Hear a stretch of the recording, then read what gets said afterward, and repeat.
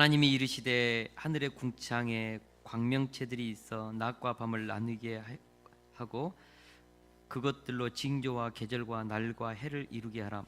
또 광명체들이 하늘의 궁창에 있어 땅을 비추라 하시니 그대로 되니라.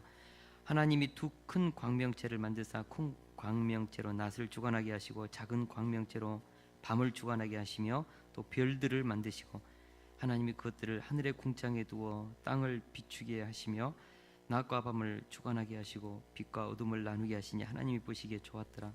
저녁이 되며 아침이 되니 이는 넷째 날이니라. 하나님이 이르시되 물들은 생물을 번성하게 하라.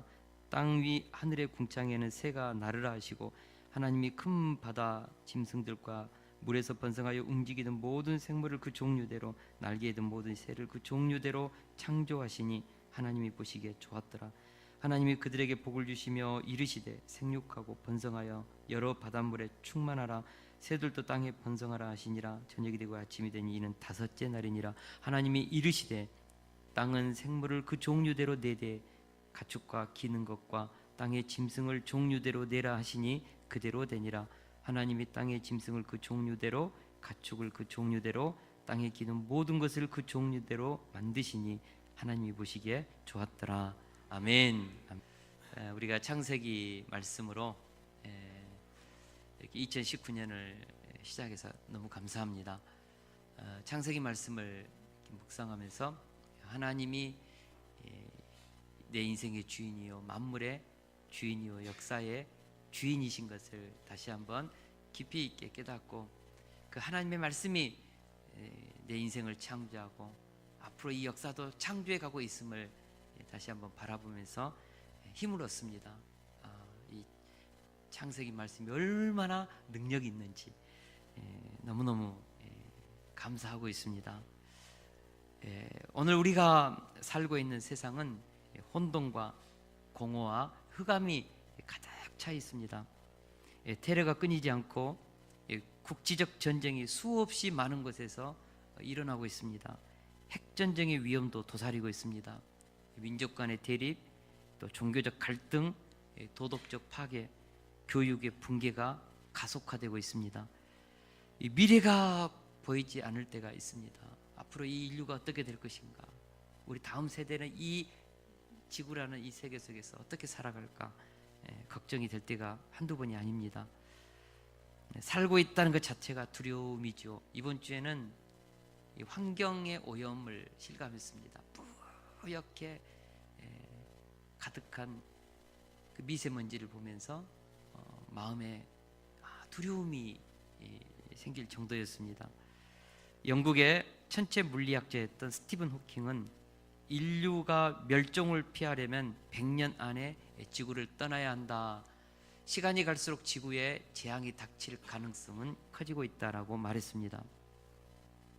왜 우리가 사는 세상에 이런 혼돈과 삶의 의미의 공허함, 인간의 내면에 자리 잡은 깊은 어둠이 이토록 깊고 넓고 크게 자리 잡고 있는 것일까?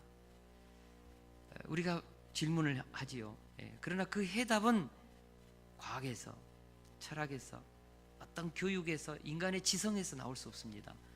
성경이 그 해답을 우리에게 말씀해 주고 있습니다. 우리는 철저히 성경에서 찾아야 합니다.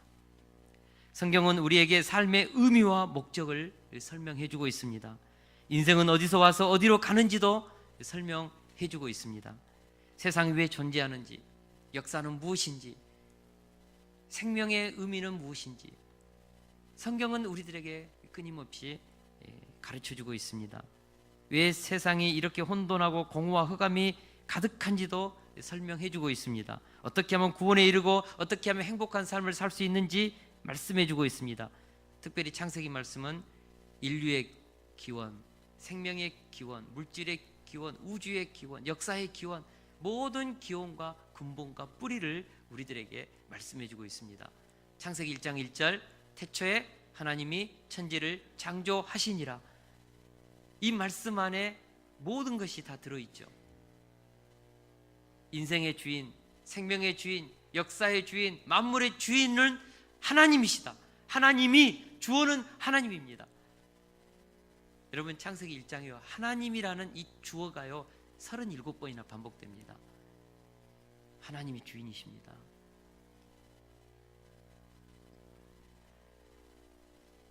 만물의 주인, 생명의 주인 그 하나님께서 내가 너희를 창조했다 라고 말씀하고 있습니다. 우리가 인정하든 인정하지 않든 간에 우리의 삶은 하나님과 연결되어 있습니다. 많은 사람들이 하나님은 눈에 보이지 않고 형체도 없는데 어떻게 하나님이 세상을 창조했는가? 거짓말이다. 기독교가 말하는 신비다. 인간이 만들어낸 종교일 뿐이지 그렇게 하나님을 인정하려 들지 않습니다. 하나님의 창조에 대해서 콧방귀를 뀌는 사람이 너무나 많습니다. 그러나 로마서 1장 19절에서 20절은 말씀합니다. 같이 한번 읽겠습니다. 하나님을 알만한 것이 그들 속에 보임이라. 하나님께서 이를 그들에게 보이셨느니라. 창세로부터 그의 보이지 아니하는 것들 곧 그의 영원하신 능력과 신성이 그가 만드신 만물에 분명히 보여 알려졌나니 그러므로 그들이 핑계하지 못할지니라. 아멘. 우리가 하나님이 안 보인다고 해서 세상이 저절로 생기고 스스로 진화했다고 우길 수 없습니다. 우리가 조금만 관심을 갖고 우주의 질서와 생명체의 그 정교한 생명의 활동들, 생명체의 구성을 우리가 살펴보면 하나님의 이 지적 설계자 되신 하나님의 이 설계를 인정하지 않을 수가 없다는 것이죠. 여러분, 지구는 매일 24시간 스스로 자전하고 태양을 365일 공전합니다. 정확합니다. 다른 자전과 공전을 27.3일 평균적으로 그렇게 지구를 주변을 돌면서 함께 우주를 지구와 함께 그렇게 가죠. 어마어마한 속도로 우주를 비행합니다. 정확한 궤도를 쫓아서 비행합니다. 여러분, 인간의 과학과 지성의 힘으로, 이성의 힘으로 만든 그런 비행기도 고장나서요 종종 추락합니다.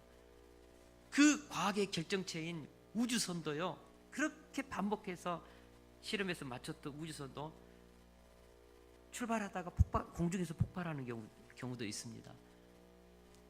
컴퓨터도 작동을 멈추죠. 여러분, 인간의 과학의 힘으로 만든 모든 물질들을 보면요 고장나요. 사고가 납니다. 그러나 하나님이 창조한 태양, 지구, 달, 우주의 별들을 보십시오. 그들은 정확한 질서를 쫓아서 궤도에 따라서 부딪힘 없이 한치 오차도 없이 정확하게 움직이면서 그렇게 법칙과 질서로 나가고 있습니다. 우연에서 질서가 나올 수 없습니다. 여러분, 무질서에서 놀라운 생명체가 나올 수 없습니다.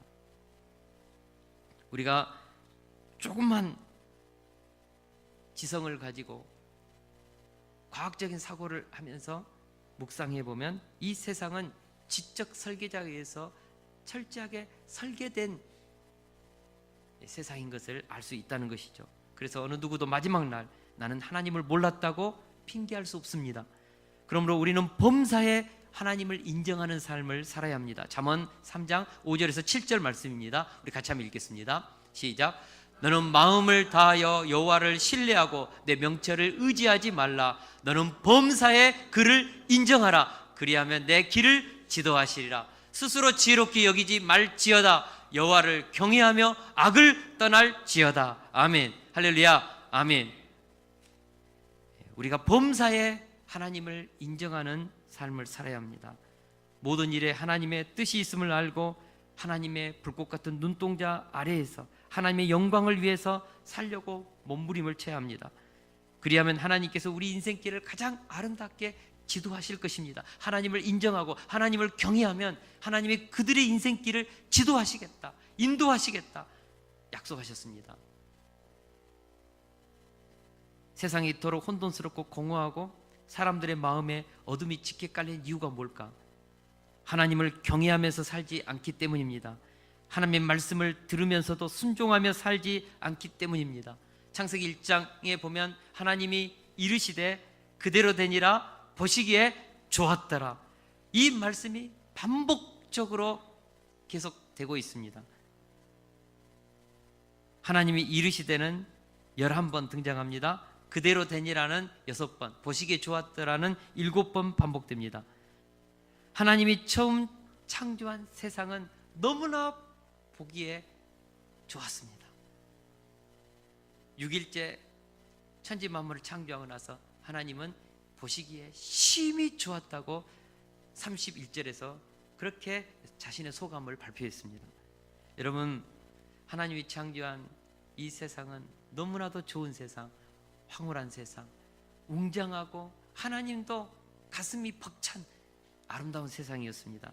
그런데 지금 우리가 사는 세상은 너무나 안 좋습니다. 어떤 사람은 이 땅에서의 세상살이가 지옥 같다고 합니다. 왜 처음 창조된 세상과 우리가 살고 있는 세상이 이토록 다를까요? 하나님의 말씀이 그대로 이루어지고 있지 않기 때문입니다. 다시 말해서 하나님이 이르시되 그대로 안 되니 보시기에 안 좋은 세상이 되고 있는 것이죠. 만물은 하나님이 이르시되에 순종하여 운행하고 있습니다. 그런데 자유의지를 가진 마귀와 사람들만이 하나님의 말씀을 안 듣고 있습니다. 하나님의 말씀이 그대로 되니라가 있어야 보시기에 좋은 천국이 오는 것이죠. 왜 이 세상에 혼돈하고 공허와 흑암이 가득할까? 말씀을 안 듣고 말씀에 순종하지 않고 죄를 선택하는 사람들의 자유의지의 악행 때문에 그렇습니다. 왜 피조물은 순종하는데 그들은 허무에 굴복하고 썩어지고 사라질까? 요즘 우리가 바라보는 이 하나님이 창조하신 이 피조 세계가 무너지고 있지 않습니까? 혼돈으로 가고 있지 않습니까? 왜 그럴까? 사도 바울이 이렇게 답변했습니다. 우리 로마서 8장 20절에서 21절을 같이 한번 읽겠습니다. 시작. 피조물이 허무한데 굴복한 것은 자기 뜻이 아니요 오직 굴복하게 하시는 이로 말미암음이라. 그 바라는 것은 피조물도 썩어짐의 종노릇한 데서 해방되어 하나님의 자녀들의 영광의 자유에 이르는 것이니라. 아멘. 만물의 영장, 만물의 주인으로 세운 인간이 타락하니까 인간의 통치를 받는 만물도 하나님께서 허무하게 타락 속으로 그렇게 인간들과 함께 묶어서 타락으로 허무에 복종하게 했다는 것이죠. 썩어짐의 종노릇으로 가게 했다는 것이죠. 여러분, 이 피조물이요 얼마나 인간의 타락 때문에 손해보는지 압니까? 자기들은 의지를 가지고 하나님에게 불복종한 적이 없는데 인간의 그 불복종이 이 피조를 허무한데 굴복하게 하고 썩어짐의 종노릇하게 한다는 것이죠. 그래서 피조물이 탄식하면서 외치고 있습니다. 하나님의 자녀들이 회복되어서 새하늘 새 땅이 와서 우리도 좀 하나님의 영광에 처음 창조된 것처럼 기쁘게 좀 존재하고 싶다.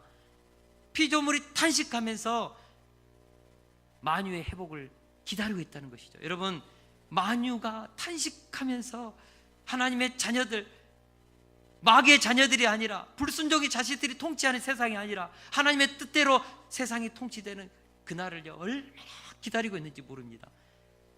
우리가 그 만유의 탄식하는 소리를 들어야 합니다.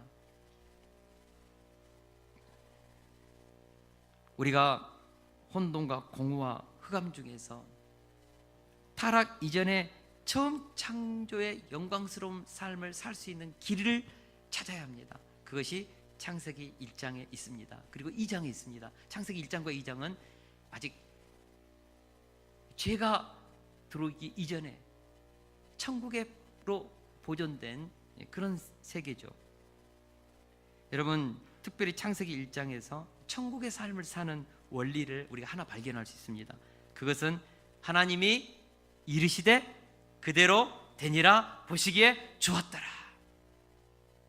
이 말씀을 우리 삶에 적용하면요, 비록 혼돈과 공허와 흑암이 가득한 곳에서도 하나님의 나라가 우리의 가정 가운데, 내 인생 가운데, 자녀들 가운데, 교회 가운데 세워지는 것이죠. 그래서 보시기에 좋은 천국이 오는 것입니다. 할렐루야.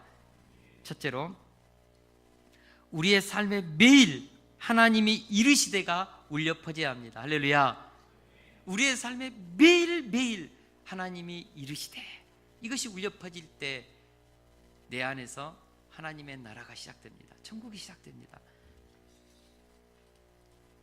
하나님이 이르시되 말씀이 우주에 울려 퍼지면서 흑암이 물러가고 빛이 임했다고 우리가 배웠습니다.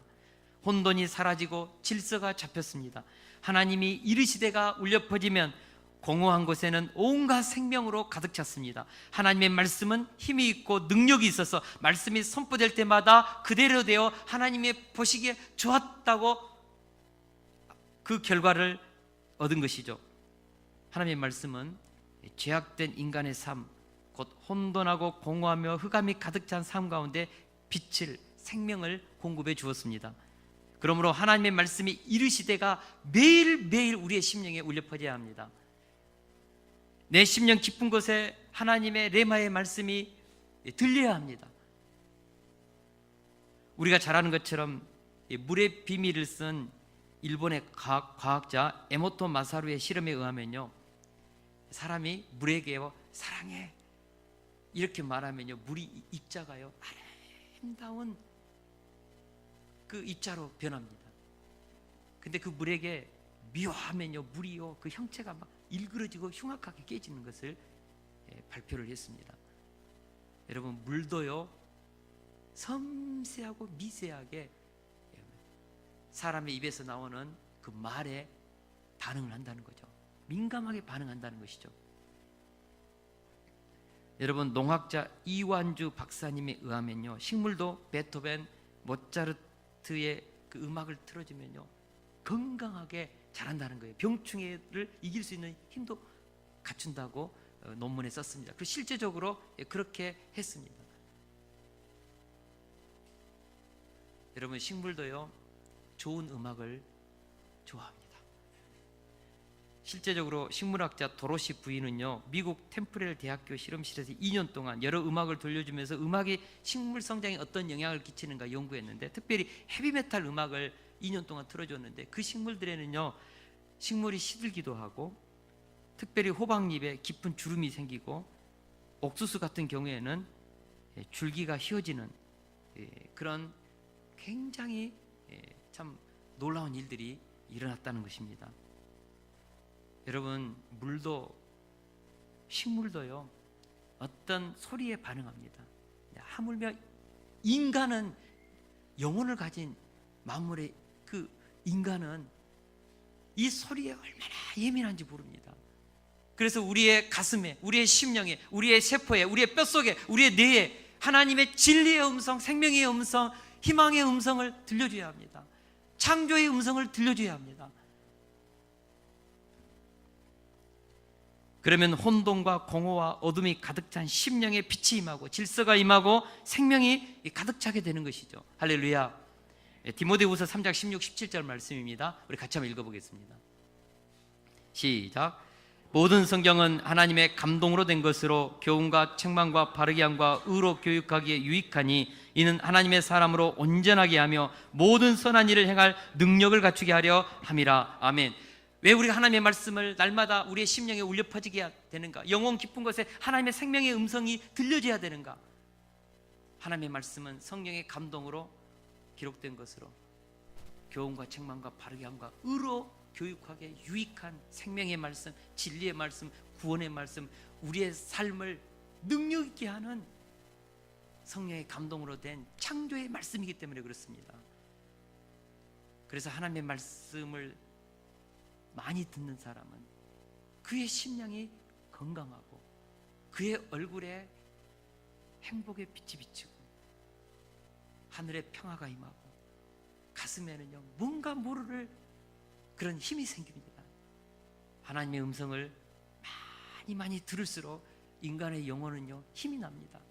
예수님이 사람은 떡으로 사는 것이 아니라, 떡으로만 사는 것이 아니라 하나님의 말씀으로 살 것이다. 인간을 창조하셨던 지적 설계자 그분께서 인간의 존재의 근원을 그렇게 정의하셨습니다. 우리는요 하나님의 말씀을 먹어야 합니다.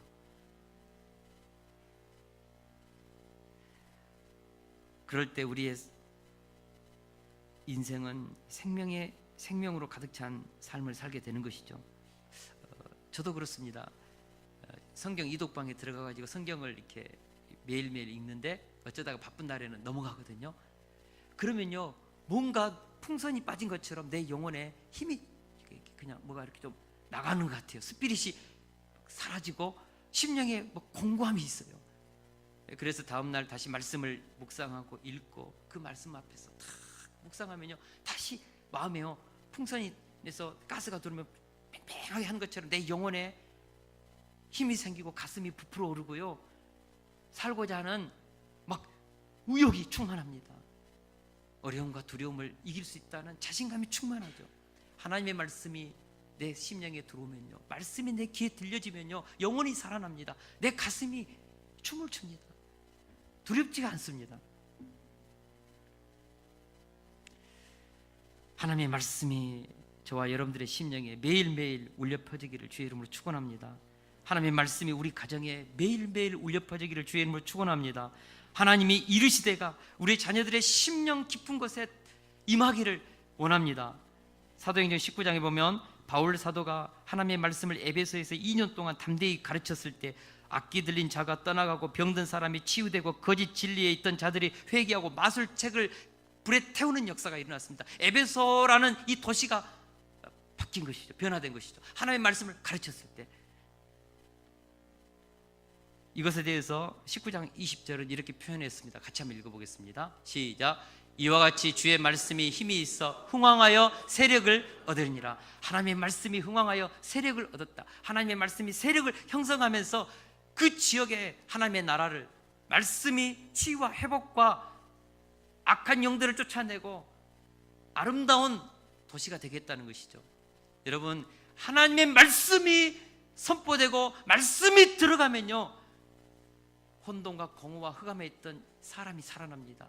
가정이 살아납니다. 자녀들이 살아납니다. 그 사회가 살아납니다. 그 민족이 살아납니다. 이것은 분명합니다. 이와 같이 주의 말씀이 힘이 있어 흥왕하여 세력을 얻으니라. 말씀이 울려 퍼진 곳에 혼돈이 질서로, 흑암이 빛으로, 공허함이 생명으로 가득 찬 역사가 일어났다는 것이죠. 제가 이 말씀을 묵상하면서 그런 기도를 하게 됩니다. 우리 세숫교회 가운데 하나님의 말씀이 흥왕하게 세력을 얻어서 이 공동체가 천국 공동체가 되기를 주님 원합니다. 하나님, 우리 세숫교회 가정마다 하나님의 말씀이 흥왕하게 역사해서 가정마다 하나님의 천국이 이루어지기를 원합니다. 생명이 가득 차기를 원합니다. 하나님의 말씀이 흥왕하여 우리 자녀들의 인생 가운데 임하여서 그들의 인생 가운데 혼돈이 질서로, 공허함이 생명으로 채워지고 어둠이 물러가고 빛이 가득한 천국의 자녀들 되기를 원합니다. 그런 역사가 일어나기를 우리가 기도합시다. 할렐루야. 아멘. 둘째로, 이르시되라는 말씀이 울려 퍼진 곳에는 그대로 되니라가 일어났습니다. 하나님의 말씀은 능력이 있어서 이르시되가 선포되면 그대로 되는 결과가 나타났다는 것이죠. 창세기 1장 7절, 9절, 11절, 15절, 24절, 30절에 보면 하나님이 이르시되가 선포될 때마다 그대로 되니라. God said and it was so. 하나님이 이르시되 하면 그것은 그대로 되었습니다. 단 하나도 하나님이 말씀하셨는데 불량품이 나온다든가 토끼가 다리를 절고 나왔다든지 아니면 작동이 잘 안 돼가지고 좀 그랬다든지 그런 것이 하나도 없었다는 것이죠. 완벽하게 하나님이 이르시되 하면 그대로 되었습니다.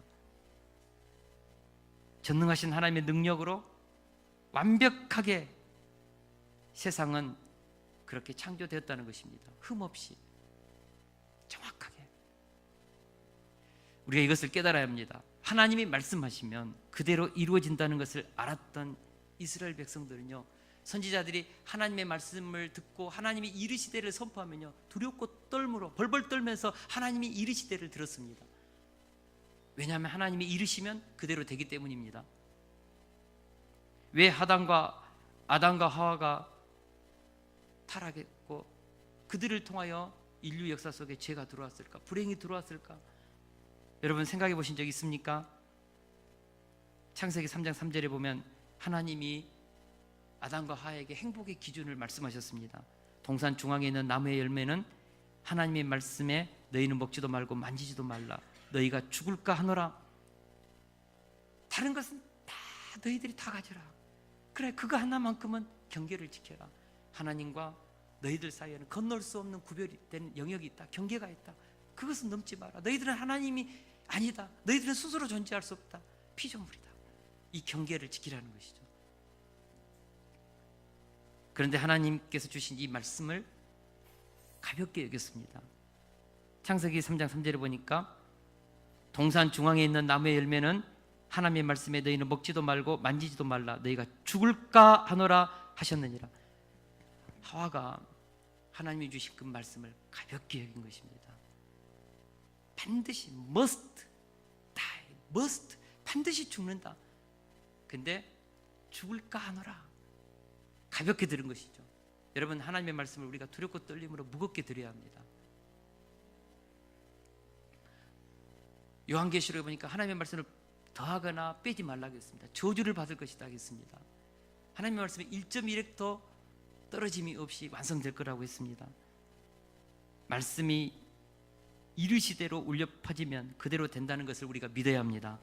마가복음 11장에 보면 예수님이 잎사귀만 무성한 무화과 나무를 저주하는 장면이 나옵니다. 이제부터 영원토록 사람이 내게서 열매를 따먹지 못하리라. 그런데 그날 날이 저물어 갈 때 다시 그곳에 왔는데 베드로가 이상한 것을 봤습니다. 이 나무가 뿌리로부터 말라서 죽어가는 것을 봤습니다. 주님, 무화과 나무가 주님이 말씀한 대로 저주를 받아서 뿌리부터 말라서 죽어가고 있습니다. 이때 우리 예수님께서 베드로와 그의 제자들에게 놀라운 말씀을 하셨습니다. 하나님을 믿으라. 하나님을 믿으라. 내가 진실로 너희에게 이르노니 누구든지 이 산더러 들리어 바다에 던져지리라 하며 그 말하는 것이 이루어질 줄 믿고 마음에 의심하지 아니하면 그대로 되리라. 그러므로 내가 너희에게 말하노니 무엇이든지 기도하고 구하는 것은 받은 줄로 믿으라. 그리하면 너희에게 그대로 되리라. 할렐루야. 아멘. 하나님의 말씀은 그대로 된다는 것을 믿으라는 것입니다. 여러분, 기도는 무엇입니까? 하나님의 말씀이 그대로 될 것을 믿는 것이죠. 믿음이 있는 사람만이 기도합니다. 여러분, 하나님을 믿지 못하면 기도하지 못합니다. 그 믿음을 가지고 기도할 때 하나님이 그 약속을 붙잡는 그대로 되리라는 것을 믿으라는 것이죠. 하나님을 믿으라. 그대로 되게 할 것을 믿으라. 할렐루야. 여러분, 성경에 기록된 약속의 말씀을 우리가 믿읍시다. 왜냐하면 하나님의 말씀은 그대로 되기 때문입니다. 동정녀 마리아는 남자가 없이 성령으로 너희 몸에서 잉태가 될 것이다 라고 했을 때 주의 여종이오니 말씀대로 내가 이루어지이다 순종함으로 처녀의 몸에서 성령으로 하나님의 아들을 낳는 그런 은혜를 그는 경험한 것이죠. 바울 사도는 유라굴라 태풍으로 폭풍으로 배가 정말 수십 일 동안 죽을 고비를 넘기면서 그 지중해 바다에서 방황했지 않습니까? 근데 어느 날 밤에 주의 천사가 나타나서 살 것이라고 말씀했습니다. 이때 바울 사도는 그 배에 있는 모든 선원과 선주들에게 말했죠. 그러므로 여러분들이여 안심하라. 나는 내게 말씀하신 그대로 되리라고 하나님을 믿노라. 나는 하나님이 말씀하신 그대로 될 것을 믿는다. 안심하십시오. 두려워하지 마십시오. 여러분, 하나님이 이르시되 그대로 되니라를 우리가 믿어야 합니다. 성경 66권에는 어마어마한 하나님의 약속들이 들어있습니다. 어떤 사람은 이 말씀을 온전히 믿습니다. 어떤 사람은 부분적으로 믿습니다. 어떤 사람은 아예 미신이나 신화로 치부하고 되면 좋고 안 되면 그만이다 이런 식으로 바라보는 심령들이 많다는 것이죠. 그러나 우리 하나님의 자녀들은 말씀하신 것은, 선포된 것은 그대로 되니라를 믿어야 합니다. 우리 주님이 다시 오시겠다고 약속하셨으면 그대로 되니라를 믿어야 합니다. 할렐루야. 베드로 사도가요, 너희 염려를 다 주께 맡기라. 이는 그가 너희를 돌보심이라고 했습니다. 어떤 사람이 자신의 인생의 염려를 하나님께 맡길 수 있을까? 말씀하신 그대로 우리를 책임지시고 구원하시고 새하늘 새 땅으로 인도하실 그 하나님의 말씀이 그대로 될 것을 믿는 사람만이 자신의 인생을 하나님께 맡깁니다. 염려를 맡깁니다. 미래를 맡깁니다. 자녀들의 인생을 맡깁니다. 여러분, 우리의 인생을 맡길 수 있는 사람은 하나님의 말씀이 그대로 될 것을 믿는 사람들만이 가능합니다. 저는 다음 세대들을 섬기면서요, 이 말씀을 받았습니다. 우리 예수님께서 하신 말씀입니다. 나를 믿는 자는 내가 하는 일을 그도 할 것이고 또한 이보다 큰 일도 하리라. 그러니까 예수님을 믿는 자는 예수님이 하신 일을 그도 하고 또한 그보다 큰 일도 할 것이다. 저는 이 말씀을 믿습니다. 하나님께서 우리 다음 세대들 하나님의 말씀을 붙잡고 하나님의 말씀을 학가다하고 하나님의 말씀 안에서 자란 우리 다음 세대들이, 그 말씀을 믿는 우리 다음 세대들이 우리 예수님보다 더 큰 일을 하는 그런 믿음의 거목들, 이 시대의 위대한 하나님의 영광의 인재들, 저는 다 되게 하실 줄을 믿습니다. 저는 주의 종이오니 말씀대로 내게 이루어지이다. 나는 내게 말씀하신 그대로 되리라고 하나님을 믿노라. 이 고백이 저와 여러분들의 고백이 되기를 주의 이름으로 축원합니다. 셋째로, 하나님이 행하신 모든 일은 보시기에 좋았더라는 열매로 나타났습니다. 우리 하나님은 각 피조물을 만드시고 나서 꼭 보시기에 좋았더라는 소감을 발표하셨습니다. 소감 발표하지 않으셔도 되는데, 그것도 무려 7번이나 좋았더라고 행복한 소감을 계속해서 발표하셨습니다.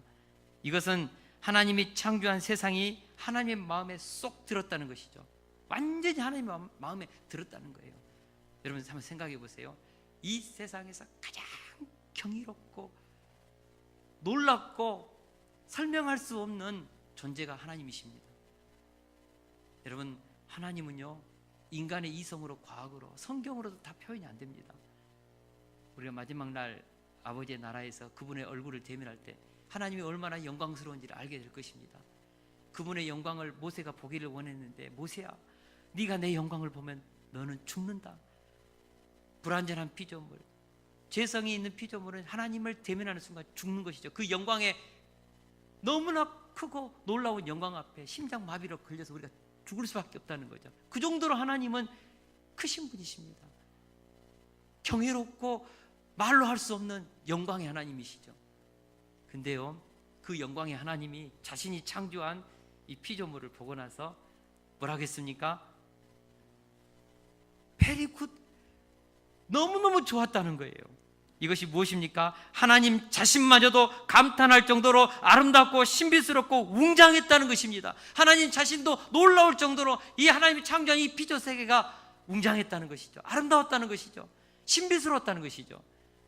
하나님도요, 감탄했습니다. 자신이 만들고 나서요, 보시기에 좋았더라. 우리가 이 하나님의 마음을 읽어야 합니다.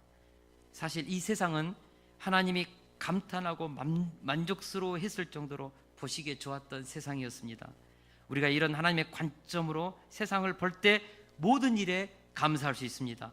어거스틴은 이교도인 만이교도들과 신학적인 논쟁을 하면서 모든 존재는 그것이 존재하는 한 좋다라고 그렇게 유명한 말을 했습니다. 여러분, 하나님이 창조한 모든 것은 다 좋다는 거예요. 하나님이 좋다고 했으니까 좋은 것입니다. 우리가 좋으시고 절대 선하신 하나님의 창조 사역으로부터 세상을 보고 내게 일어난 사건을 해석하면 모든 것이 좋습니다라는 관점을 가질 수 있습니다. 모든 사물, 모든 사건을 하나님의 관점으로 해석할 때 우리는 좋은 세상을 만나게 됩니다. 왜 내 삶의 자리가 고통스러울까? 왜 내가 만난 사건들이 힘이 들까? 내 생각과 내 기준과 내 느낌에 따라서 해석하기 때문에 그렇습니다. 우리는 창조된 세상, 하나님의 뜻이 지배하고 하나님의 주권이 실행되고 있는 이 세상을 하나님의 관점으로 보는 훈련을 해야 합니다. 하나님이 보시기에 좋았다고 하셨으므로 우리도 하나님이 보시기에 좋았다는 이 관점을 가질 수 있어야 합니다. 바울 사도는 이것을 깨닫고 이렇게 고백했습니다. 우리 같이 한번 읽어보겠습니다. 시작. 우리가 알거니와 하나님을 사랑하는 자 곧 그의 뜻대로 부르심을 입은 자들에게는 모든 것이 합력하여 선을 이루느니라. 하나님의 관점에서 하나님을 사랑하고 그 뜻대로 하나님의 주권이 이루어지고 있는 것을 믿는 사람들은 모든 것이 합력하여 선을 이루고 있다고 해석하는 것이죠. 그리고 그것을 보는 것이죠. 사람의 관점에서 보면 힘든 세상살이입니다. 내 느낌에서 해석하면 지옥 같은 결혼 생활입니다. 내 기준으로 보면 모든 문제가 아픔이요 고통입니다. 그러나 하나님 편에서 하나님의 관점으로 보면 틀림없이 무슨 선한 뜻이 있다는 것이죠. 하나님을 배제해버리고 내 눈으로 지금 일어나고 있는 이 사건들을 보면 이해가 되지 않죠. 왜 우리가 일제 36년 동안 일제 강점기를 겪어야 했습니까? 왜 우리가 이런 아픔 역사를 당해야 했습니까? 왜 우리 민족은 분단된 민족을 가지고 이토록 서로 고통해야 합니까?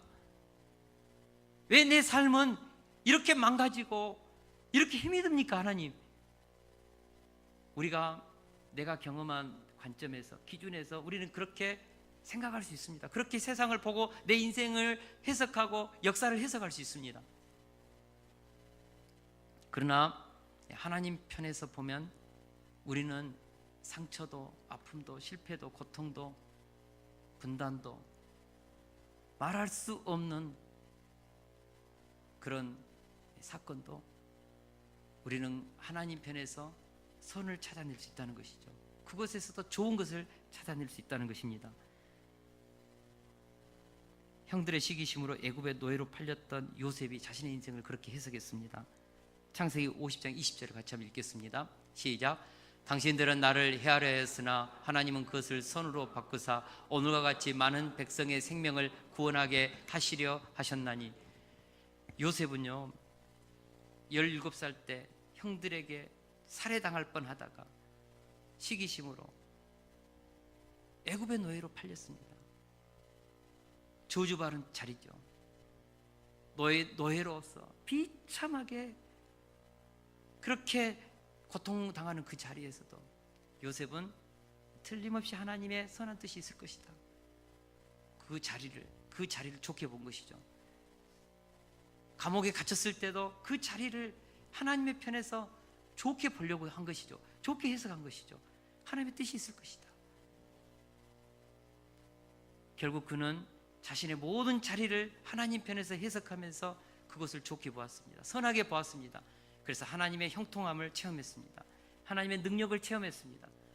형들이 보복당하지 않을까 벌벌 떨 때도 나를 이리로 보내신 분은 하나님이십니다. 당신들이 보내신 것이 아닙니다. 하나님의 관점에서 해석할 때 인생이 달라지는 것이죠. 사람을 용서할 수 있는 것이죠. 에레미야는 바벨론의 느부갓네살로 망한 민족의 처참한 패망을 보면서 눈이 멀 정도로 밤낮으로 울었습니다. 창자가 끊어지고 간이 땅에 쏟아질 정도로 예루살렘 성은 회파되고 성전은 불타고 어린이들이 자기 앞에서 죽어가고 살해당하고 자기 민족이 처참하게 그렇게 노예로 끌려가는 이 모습을 보면서 얼마나 가슴이 아팠겠습니까? 그런데 어느 날 하나님 앞에 기도하면서 놀라운 하나님의 선을 보았습니다. 에레미야 애가 3장 22절 23절을 같이 읽겠습니다. 시작. 여호와의 인자와 긍휼이 무궁하심으로 우리가 진멸되지 아니함이니이다. 이것들이 아침마다 새로우니 주의 성실하심이 크시도소이다. 하나님의 인자와 긍휼을 보았습니다. 이스라엘이 망해가는 것이 아니라 그 멸망을 통하여서 새롭게 일하시고 더 놀라운 은혜의 세계, 축복의 세계로 이스라엘 백성들을 인도하고 계시고 있는 하나의 과정인 것을 깨닫고 아침마다 새로운 하나님의 성실을 그는 찬양하게 이른 것입니다. 여러분, 하나님 편에서 역사를 보면 그 저주스러운 역사의 사건 속에서도 하나님의 뜻이 있습니다. 제가 일제 37년 그 강점기 우리 역사를 이해가 되지 않으니까 일본 사람들 얼마나 미워했는지 모르는데 지금도 이제 아픈 감정은 있죠. 그런데 제가 한국 교회사를 공부하면서 놀라운 하나님의 선을 발견했습니다. 모든 아시아의 나라들은 다 서구 제국주의에 의해서 식민지가 됐습니다. 그래서 선교사들을 파송한 곳에는 선교사를 식민지로 여기고 기독교에 대해서 안 좋게 생각한 것이죠. 근데 우리나라만 일본의 지배를 당하면서 서구에 있는 선교사님들이 가져다닌 이 복음을 기쁨으로 받아들이고 기독교가 나라를 살리는, 그래서 민족주의와 기독교가 결혼하는 이 인류 역사에 있을 수 없는 일이 우리 민족에 일어난 것이죠. 그래서 깊은 샤머니즘과 유교와 불교로 찌든 이 민족 가운데 기독교가 뿌리를 내리고 수많은 사람들의 심령에 자리 잡은 것이죠. 저는 이것도 하나님의 섭리라고 믿습니다. 우리가 창조된 이 세상을 하나님의 관점으로 보아야 합니다. 하나님 만드신 보시기에 좋은 세상입니다. 하나님이 독생자를 보내시기까지 이처럼 사랑하신 세상입니다. 하나님을 보십시오. 여러분, 자연을 보십시오. 그리고 나를 보십시오. 이웃들을 보십시오. 하나님이 창조하신 그대로를 보십시오. 혼돈된 세상 같지만, 트럼프와 김정은이 회담을 하고 실패한 회담 같지만, 그곳에는 분명히 하나님의 선한 주권과 인도하심이 있습니다. 세상을 이처럼 사랑하사 독생자를 보내셔서 구원하고 있는 세상입니다. 구속사적 관점에서 세상을 보십시오. 혼돈스럽고 공허하고 흑암이 깊음에 있지만 여전히 이 세상을 재창조하고 계시는 하나님, 그리고 완성으로 이끌고 계시는 그 하나님이 매일매일 일하고 계십니다. 매일매일 혼돈 중에 있는 세상을 말씀으로 선포하시면서 구원으로, 질서로, 생명으로, 빛으로 인도하고 계시는 구속사를 완성해가고 계시는 하나님의 주권이 매일매일 우리의 삶 속에 일하고 계시다고요. 사탄이 깨뜨린 세상, 불순종한 인간들이 망가뜨려 놓은 이 세상을 다시 창조의 목적으로 이끌어가고 계시는 하나님의 선하신 주권을 우리가 묵상해 보자는 것입니다. 특별히 하나님의 자녀들을 그리스도의 십자가의 복음 아래에서 구원으로 완성하고 계시는 삼위 하나님의 일하심을 우리가 묵상해 보자는 것이죠. 날마다 탄식하면서 우리를 위해서 간구하시면서 구원으로 이끌고 계시는 성령님의 사랑, 날마다 하나님 우편에서 우리를 위해서 간구하시면서 최후의 승리로 이끌고 계시는 성자 예수님의 보호하심, 성부 하나님의 주권 속에서 세상 나라가 우리 주와 그의 그리스도의 나라가 되어 그가 세세토록 왕노릇할 것이라는 이 하나님의 새하늘 새 땅을 거의 그 그림을 완성하시고 오고 계시는 그 주님의 구속사의 완성의 그림을 그리고 계시는 그 주님을 보자는 것이죠.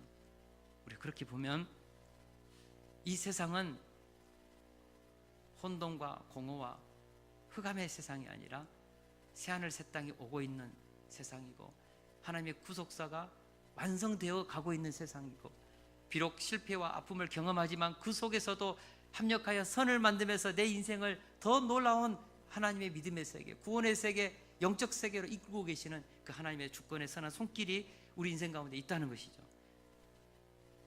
우리가 그렇게 볼 때 우리도 요새처럼 그런 해석을 할 수 있습니다. 예레미야처럼 그렇게 역사를 해석할 수 있습니다. 할렐루야.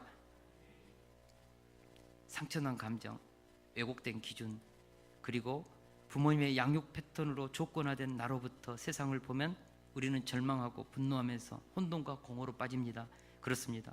우리가 하나님 없이 내 눈으로 세상을 보게 되면 세상은요 한없이 어둡고 슬프고 운명적으로 보입니다. 여러분, 하나님 없는 세상, 새는 지저귀고 있는데요, 새가 울고 있어요. 여러분, 강물 흐르는 소리, 시냇물 흐르는 소리도요 구슬프게 들려요. 바람 소리도 스산하게 느껴져요. 어젯밤에 비가 툭툭툭툭 떨어지는데요, 하나님 없이 그 빗소리를 들으면요 정말 물 밑에선 봉사나야 내 모습이 차량하다, 막 인생이 서글퍼진다니까요. 근데 우리가 하나님의 눈으로 이 세상을 바라보면 이 세상은 전혀 새롭게 해석되는 것이죠. 새가 노래를 부르는 것으로 들릴 수 있습니다. 강물이 춤을 추는 것처럼 보이는 것이죠. 바람이 피리를 부는 것처럼 들리죠. 여러분, 비가 오는 소리가 생명을 대지에 뿌리는 반가운 빗소리,